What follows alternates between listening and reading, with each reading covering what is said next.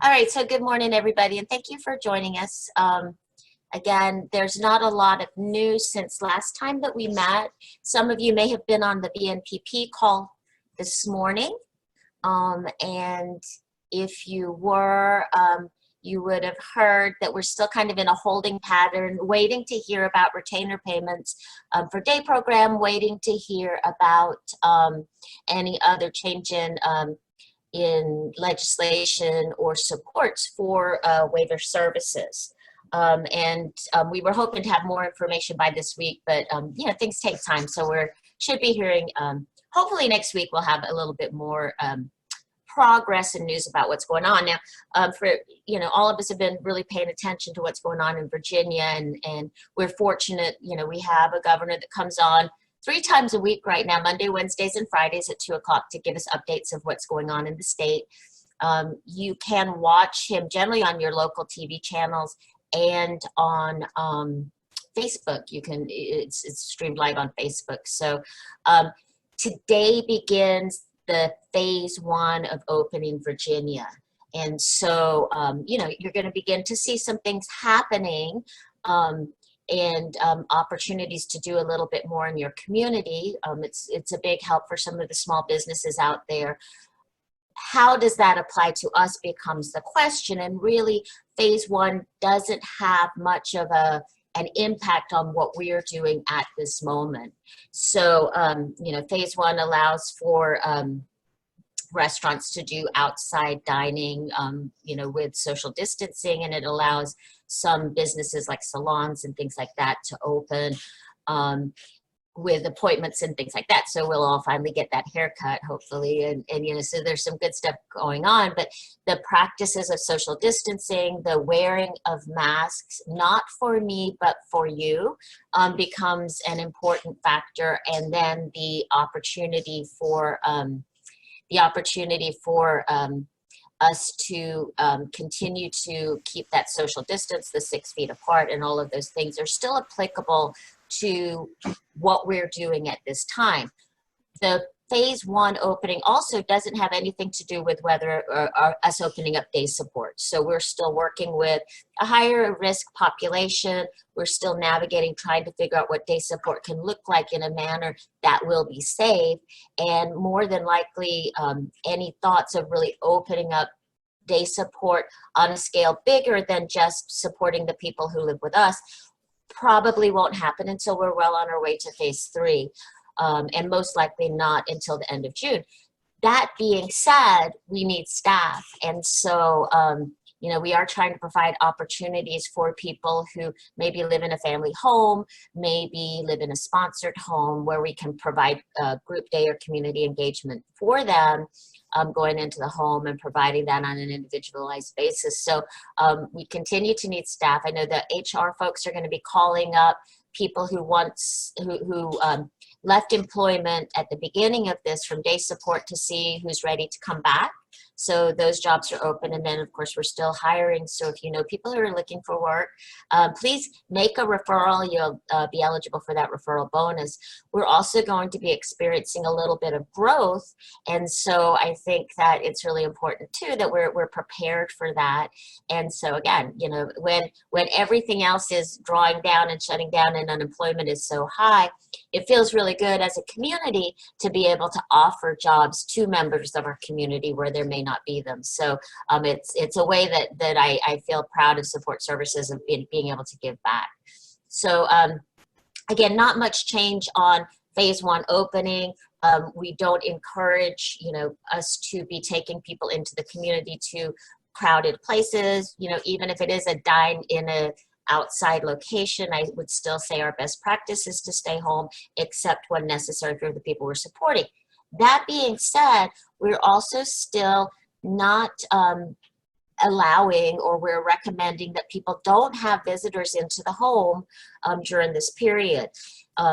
The family members and friends have been wonderful of the individuals that live with us. And we have people who have family members that stop by and they meet them in the front yard and they talk to them through the doorway, or they meet outside and talk and stuff like that. And just like we're kind of doing with our, hopefully with our more senior family members in order to keep them safe, or people that are at high risk. But that also applies to each and every one of us. And I know that that can be difficult at times because we have strong relationships with the people that we support and we care about them. But we have to put the safety of the people that we support ahead of our personal desires and needs. And so, you know, we're going through this experience right now in Hampton Roads where we have somebody who we've supported for a really long time that we care about greatly, who has just transitioned into hospice care for end of the life support. And it's really difficult for me to sit on my hands and not go in there and be involved and be supportive of the team and also kind of hang out and spend time.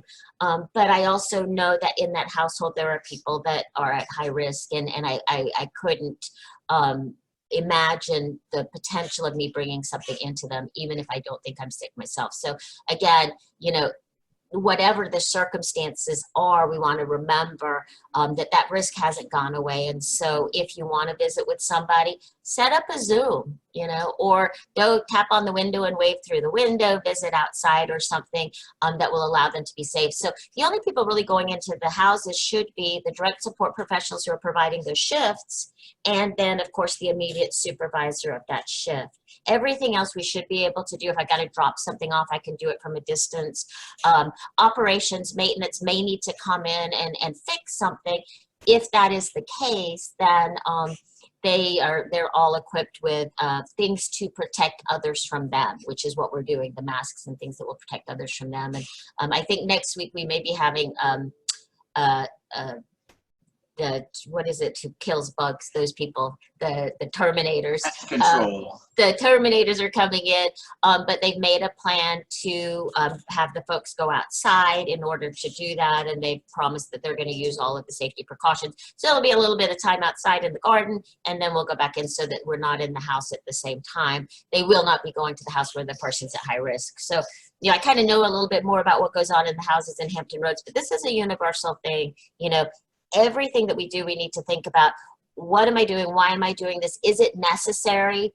And if it is necessary, am I doing everything possible to prevent transmission of illness? But if it's not necessary, is there an alternate way that I can do that? Can I drop something off at the doorstep? Can I unload groceries in the driveway, or leave them on the front step or something like that? So that's what I've got. Chip is here, and he's all in red, and he's got a big, he looks like he's doing the Grand Prix or something, you know. So there's he's got a look going there. So like that? Yeah, welcome. Yeah. Yeah, so I guess, I mean, again, there's not a whole lot of COVID stuff going on. It's still mostly good news, but Andrea and I did an interview with the race director from Expedition Africa right before I got on the call, so I apologize for being slightly late, but it's neat to be able to talk to somebody around the world on Zoom. But I figured it's to get back to positive stuff and what SSVA is all about. You know, the whole idea of SSVA's team this ability is for us to focus on people's ability instead of what they can't do, their disability. And so obviously this started off as a company benefit. We're hoping some employees will go out and do a 5K or a buddy walk or a cancer run or a relay for life, and they're sponsored by Team Disability. But Andrea and I put this race on our bucket list of like, we want to go do this crazy race in Africa and cross that finish line, which was absolutely the hardest thing we'd ever done. And we thought we would fail. And two of our American teammates couldn't do it like 2 months before the race. So we got Henk and Jenny from South Africa that we only knew on Zoom. And then we went over there and competed for 5.5 days with them as teammates in the hardest Sufferfest, longest race we'd ever done. And we pulled it off. We crossed the finish line. We were the last team on the course, but we got a lot of points, so we came in mid-pack. But I guess going back to SSVA, it's if you put a big goal on the calendar, you work hard at it, you focus on it, you focus on what you can do and not what you can't do. You develop a team, you develop trust, and before you know it, you can pull something off like Expedition Africa, whatever that is that looks like for you. You know, Andrea and mine on that year was Expedition Africa. We do want to go do this race again someday in the future when our world opens back up. But it was kind of funny because the race director was asking like, what something about how did this race leave a lasting impact. And I was like, this is like a once in a lifetime experience. Anytime any of us have put a huge goal on the calendar and you work towards that goal and you get it, whether it be getting your college degree or getting a promotion or, you know, whatever, doing a 5K, buying a house, having a child. These are once in a lifetime experiences. I think we need to, during all this COVID stuff, we're on lockdown. We need to stay positive and put goals on the calendar, and they are life changing. And it was kind of funny because she was like, you know, did it leave memories or whatever? And I'm like, I still have my finishing medal on my desk. And I just like picked it up. Here you go. Like, this thing is on my mind that we actually pulled that off. So that, I just want to give you an idea of the background. That's why I'm dressed up in my race jersey with our SSVA sponsorship on there. So, okay.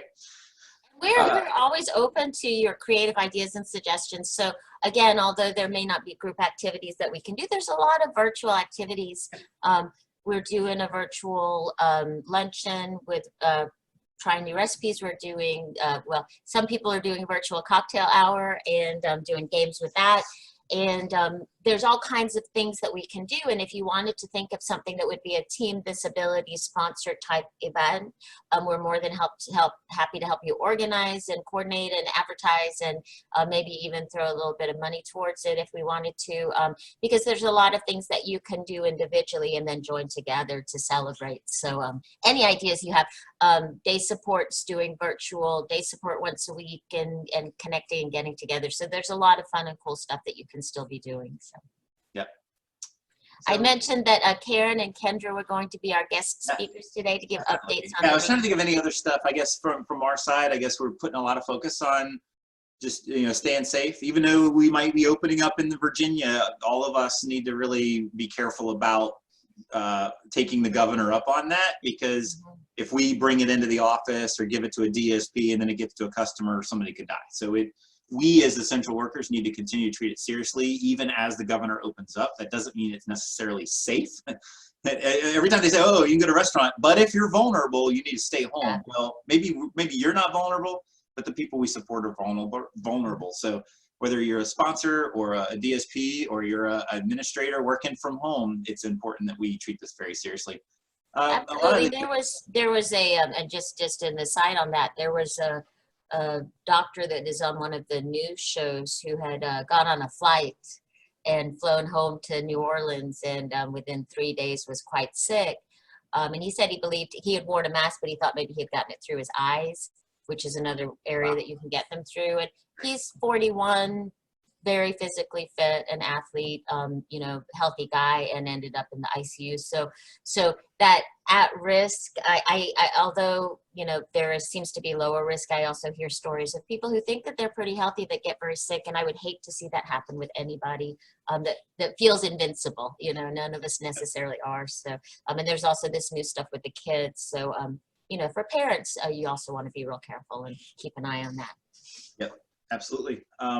Yeah, most of the word from the state, both on the brown bag lunches that Virginia Access are doing, as well as VNPP, still seems to be positive. I mean, we're not looking at rate increases and all of that, but the state and the feds are still trying to figure out how to support small businesses so that we can keep hiring employees.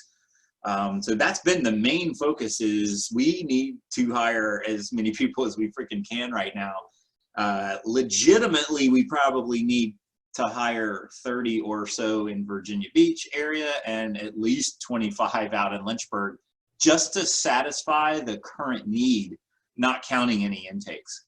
But since we're pretty good up and running right now, if we can all, whatever your role in this company is, focus on helping people come and get a job with us, help people live a great life in the community, full-time benefits, even if we need to do part-time because somebody doesn't want to lose their benefits, whatever it is, we could use the help right now to not only support our current customers, but also be able to expand, because we are seeing some referrals coming through. So it's important that we all stay laser focused on hiring people.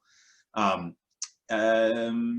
think that's that. I guess we'll do a real quick update. I know some people are like, oh, you need to share the charts and all of that, but I don't want to spend a ton of time on it, but it's only 11:16. So let's do a real quick look at how things are going. Luckily, it's all good news. So let me back up. So this is Virginia, and I'm sorry, is my screen sharing? Is it working? Okay, good. So this is Virginia, and again, it's kind of neat to see what the governor has said and what they're expecting. It has not changed when it comes down to, we're assumed through August 4th to stay pretty much closed, even though like right now, I think today started where restaurants can do outdoor seating and stuff like that. As you see, the social distancing, they're losing ground on that. So that makes sense why the numbers are starting to plateau instead of drop. The main thing I think that everybody's figuring out is the opening of a state is directly related to the hospital vacancies. Basically, if they open up, people are going to get sick. But if they have enough beds for the sick people, then they're going to open up. So that's kind of, this is how this is sorting out. So let's go to the hospital use. So this is Virginia's ICU bed. And they're basically saying we've peaked and now they're predicting us going down. And this is the number of deaths. We've kind of plateaued and they predict us going down. But also, as you see on this chart, the social distancing, they think that's going to flatline, which doesn't make much sense because we're opening up. So you would think social distancing, they would predict it's going to slowly start going back to normal. So I think they're, again, I don't necessarily agree with all of their predictions, but I figured you guys should see what the Fed, this is an academic outfit that does these projections, but it's one of the ones that the Feds are watching closely. And it's the one that governors are watching closely to make their decisions. So now let's, we'll compare that to the actual data that we've been tracking. So just real quick, I'll go to the top. So that's our positive cases. We are still, what we want to see is this curve get bent down to the right, which it's not doing. Because if you go back over here, the curve's going up and then it starts bending down to flat. But when you look at the data, it's still shooting up. Okay, that's the number of positive cases. Now there's all kinds of debate on, you know, you could die of a shark attack and if they find your arm and it tests positive for COVID, you're a COVID death, right? Because you get the extra $13,000 at the hospital. So there's a little bit of debate on who really is a case, who's a positive case and all of that. But whatever, this is the number that's been counted by the Virginia Department of Health. This is the number of cases per day. It did drop off there on 5/8, I think, and then now it kind of climbed back up. But if you look at kind of the average, it's plateaued. Daily percent change in cases, it's plateaued. So all of this is telling me we've plateaued. Total deaths are going up on the same basic clip as they've always done. So it hasn't started bending down to the right. The mortality rate's kind of interesting. This is going to be the total number of cases divided by the people who have died of COVID. And that mortality rate has stayed the same, basically. It's right there hovering at 3.5%. Now, that doesn't mean 3.5% of the people who get it die. This is just cases versus deaths, and both of those equations are a little weird because nobody can decide on what is a case or not. But I think the main thing is the more cases mean the more people die at about a 3.5% rate. And as you can see by the past data, that has not changed very much. This is probably this one and the next one are the two that I tend to focus on a little more because the cases, positive cases is a really mushy number, but the deaths is a little less mushy, even though it's quite mushy. But this is the death rate. It's going up. Basically, it's still going up. Every day, more and more people are dying. So the deaths are accelerating, not decelerating, but it's below 5%. So we're doing really, really good. The social distancing is working. So this is the 5-day moving average on deaths per day. So this is positive. By this chart, we're looking at, we peaked out in right around May 3rd, I think that looks like, May 3rd. And then it was dropping and then it kind of went up a little bit, but this is a 5-day moving average. So that way it takes out some of that crazy up and down volatility. But I believe, unfortunately, I think once we start opening back up and going back to restaurants and stuff, I think we're going to see this kind of flat line. But as long as it doesn't go up high enough to where this hospital, this hospital utilization, this is what the governor's really looking at is, do we have enough ICU beds or not? And if this starts climbing back up above that green line or getting near the green line again, I could see the governor locking us back down. So, and let's say, I don't know if anybody has any questions. No? Okay. So that's basically what's going on with the data. I don't like to do predictions because, you know, that's an easy way to become wrong. So I can look at the back data and say, this is exactly what's happening looking backwards. I'll let the government make their predictions and fail at it miserably like they've been doing. But either way, I think this is the new normal, kind of. As they start opening up, we're going to see an increase in cases and deaths. This problem isn't going away anytime soon, probably for a year or more. I was on a webinar the other day with, I think it was like 300 entrepreneurs from around the world, and they did a poll of, do you think this is gone in like 6 months or a year or 18 months or 2 years or more, and blah, blah, blah. And it was tied between 1 year and 18 months. So it was like 75% of every entrepreneur on the call thought that this thing's not going away for at least another year. So buckle down. This is our new lifestyle. And although unfortunate, what do you do? Okay, so that's the charts. Let me find the stop share button. Sorry, I got too many monitors going on. I can't find how to stop share. Zoom. There it is. Stop share. All right. So how about if we give Kendra and Karen an opportunity to give us an update and on what's going on, and we'll start. Hang on, let me get into here so I can. Wait, not that one. And I will try not to. I'll remember not to kick people out like I did last time. I'm going to start with Kendra, if that's okay. So I'm going to allow Kendra to talk. Imagine that. All right, Kendra, there you are. Hey, what's going on in Danville? Okay, can you hear me? I can. Awesome. All right. So lots of things are going on in Danville. We are currently hiring. We're running an ad because we have 2 new intakes and the possibility for more.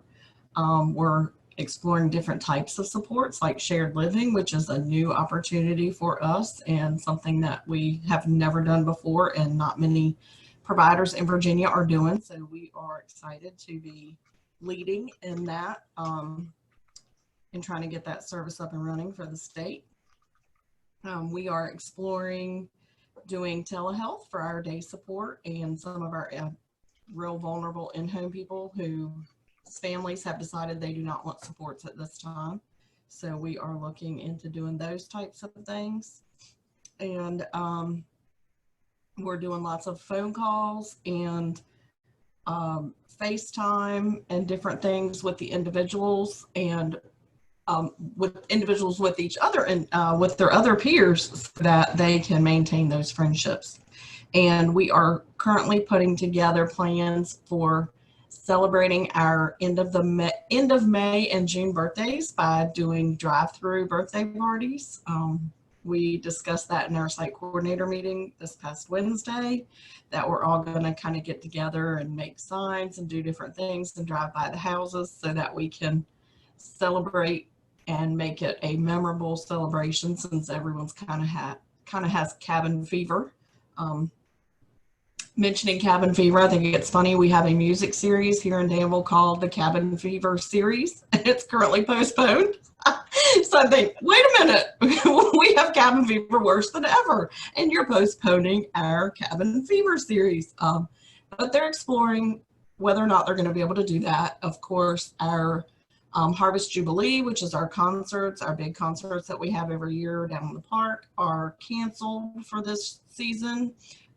They're exploring who they're going to bring, what big artists they're going to bring for 2021. So that's going to kind of suck. A lot of our individuals look forward to doing that every year.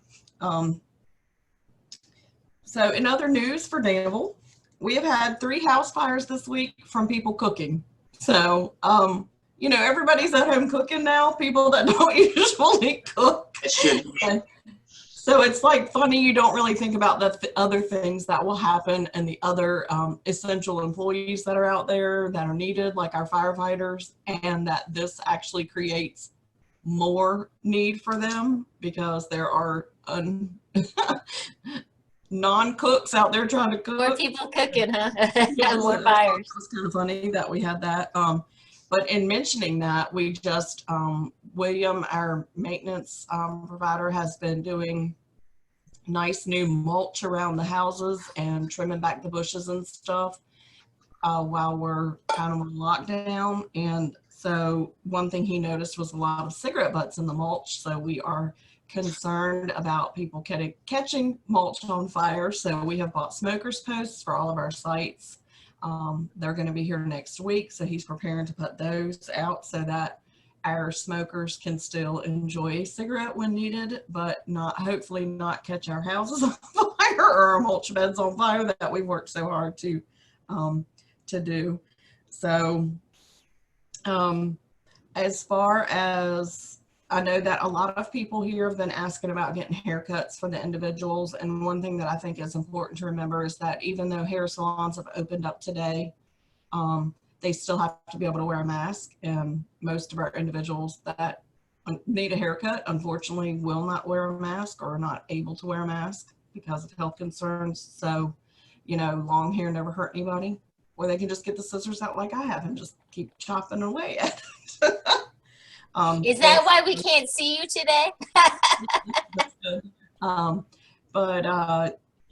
I agree with Chip, and I head down to talk about, because even though things are opening, that they're going through phase one, that we still need to remember that we support some of the most vulnerable people and try to keep ourselves safe so that we don't bring it to them, because that's one thing that I'm really proud of company-wide, that we haven't had any individuals with the virus, and we hope that we keep it that way. So I wanted to give a quick update on Danville itself and Pittsylvania County, which is our region. We have 61 cases. We have 22 hospitalized and have had 2 deaths. But if you look at we only have 1 hospital. It's only a 250 bed hospital, and there are only 12 ICU beds. So there are currently 22 hospitalized and 12 ICU beds in Danville. So we do not want to add to that. We do not want our individuals to have to suffer through that. Most likely, because of their vulnerability, they would need to be hospitalized. And it's just such a scary nightmare right now to think about that. So we are going to do everything we can. And I'm very, very proud of what our staff have been doing to maintain their safety and the individual's safety. And that's all. Thank you. That's wonderful, Kendra. Thank you so much. And did anybody have any questions for Kendra about what's going on in Danville? It sounds like you all are busy and creative and doing a really good job of keeping everybody safe, and that's wonderful to hear. And it's so great to hear that you all are hiring. Sometimes Danville, it gets a little bit small because the CSB isn't always as open-minded to all of the providers that are out there, and so it's nice to hear that you're making connections and positive things are happening. So good for you guys. Thank you. So let's see how I make you go away. I don't remove, I disable talking. There we go. So you're still with us, and I'm gonna move now to Karen. Let me find you. And you can give us a quick update on what's happening in Lynchburg. All right. Lynchburg is surprisingly running very well. We need staff desperately. We do need to hire. So that's been our focus in part through all this. We also have had no individuals test at all for COVID. We've gotten numerous referrals, and we've done 1 intake and 1 on the way. Our DSPs have been troopers. They show up for shifts. Sometimes it's overtime, but they have shown up. We really have such an important group of people working for us, and we're trying really hard to make sure that they feel the appreciation. You guys, Chip and Andy, have helped in that. And other than that, our individuals are getting a little stir crazy. So we've been doing things like sending puzzles and games to the individuals' houses, getting it shipped directly to them. We have 2 houses that are directly across the road from one another. So we sent 500 water balloons. So one house challenged the other one to a water balloon fight from across the road and had to pick up the balloon pieces. But it's really cool to see everybody being so creative and trying to make sure everybody stays engaged, because it's tough. It's tough for us, and it's tough for the people we support. But everybody's doing a fantastic job.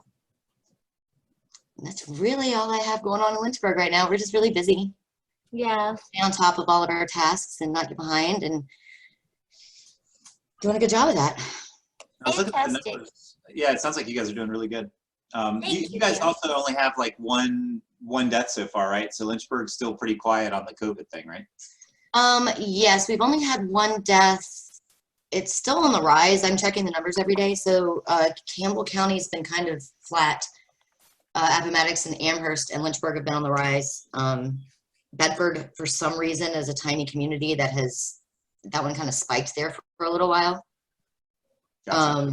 I don't know. It's scary. I talk to a doctor friend of mine regularly who's assuring me that Lynchburg Hospital's ready for whatever they're thrown.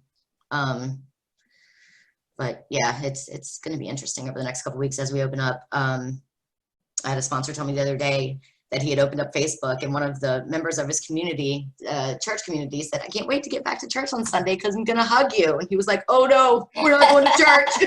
No. So, No, you're not. no, not going to Churches church. are getting creative, like where they put up a radio station and broadcast it to the parking lot. And everybody sits in their car for church and listens to the radio. Like I thought that was pretty creative. Nice way to work around. Yeah, and I mean, sadly, someone I know in Harrisonburg has committed suicide, and it's been tough to try to figure out how to do the funeral. But they've gotten really creative with that as well, so that the immediate family can go as long as it's 10 or less, and then they're doing drive-through graveside. So it's really cool to just watch everybody get really creative in how we're navigating this thing. Right. Yeah, it's there was Keith Urban did a concert last night at a drive-in movie theater, and so everybody was in their cars. So people are getting more creative about activities to do, and so that's a nice thing because we are all getting a little bit stir crazy. So Yes, and it's hard on people's mental health. Like, yes. it is. It's a very trying time. So we all need And to I be think looking that's out. an important thing to remember for team members, for all of you on the call. We think a lot about the customers and their mental health needs, and we need to remember that at these times, for people who don't have good language to communicate, that challenges and stressors come out in behavior, and so we may see changes in behavior that are that communication of frustration. But also be aware of that in ourselves too, and that sometimes we're also not really good at communicating what's going on with us, and knowing that this is a stress that has been on us now for, we're going on over 2 months that we've been experiencing this, and there doesn't seem to be an end in sight at this time. And so really taking good self-care and making sure that you're getting outside, getting fresh air, getting plenty of sleep, eating right, connecting with people, and know that we have EAP available for you if you feel like you need somebody to talk to, and there's a lot of virtual supports that are out there. So this is a time when we need to not be too proud to ask for help. So help each other out and don't be afraid to ask. So all right, thank you so much, Kieran. I will not make you disappear. I'm going to just disable your talking. There you go.